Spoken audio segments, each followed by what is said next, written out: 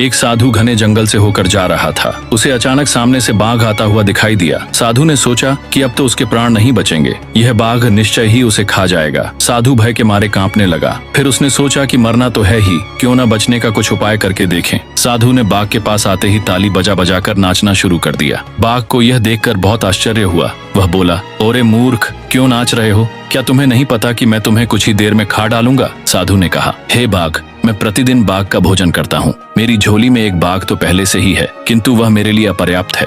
मुझे एक और बाघ चाहिए था। मैं उसी की खोज में जंगल में आया था। तुम अपने आप मेरे पास आ गए हो, इसीलिए मुझे खुशी हो रही है। साधु की बात सुनकर बाघ मन ही मन कुछ डरा, फिर भी उसे विश्वास नहीं हुआ। उसने साधु से कहा, तुम अपनी झोली वाला बाघ मुझे दिखाओ। यदि नहीं दिखा सके तो मैं तुम्हें मार डालूंगा। साधु ने उत्तर दिया, ठीक है, अभी दिखाता हूँ, तुम जरा ठहरो, देखो, भाग मत जाना। इतना कहकर साधु ने अपनी झोली उठाई। उसकी झोली में एक शीशा था। उसने शीशे को झोली के मुख के पास लाकर बाघ से कहा, देखो, यह रहा पहला वाला बाघ। बाघ साधु के पास आया। उसने जैसे ही झोली के मुंह पर देखा, उसे शीशे में अपनी ही परछाई दिखाई दी। इसके बाद वह गुर्राया तो शीशे वाला बाघ भी गुर्राता दिखाई दिया। अब बाघ को विश्वास हो गया कि साधु की झोली में सचमुच एक बाघ बंद है। उसने सोचा कि यहाँ से भाग जाने में ही कुशल है। वह पूंछ दबाकर साधु के पास से भाग गया। वह अपने साथियों के पास पहुंचा और सब मिलकर अपने राजा के पास गए। राजा ने जब सारी घटना सुनी तो उसे बहुत क्रोध आया। वह बोला, तुम सब कायर हो, कहीं आदमी भी बाघ को खा सकता है। चलो, मैं उस साधु को मजा चखाता हूँ। बाघ का सरदार दूसरे बाघों के साथ साधु को खोजने चल पड़ा।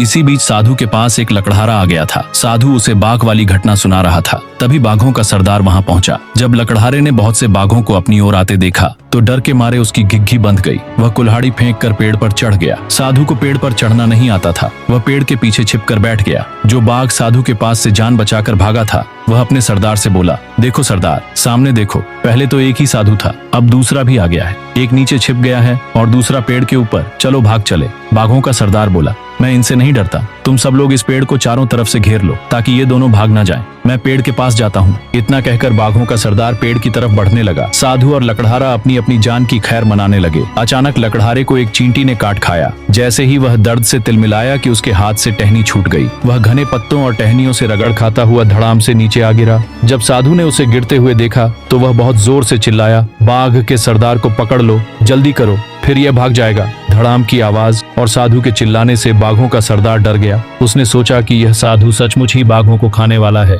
वह उलटे पैरों भागने लगा। उसके साथी भी उसे भागता हुआ देखते ही सिर पर पैर रखकर भाग गए। सीख, बुद्धि बल पर भारी पड़ती है।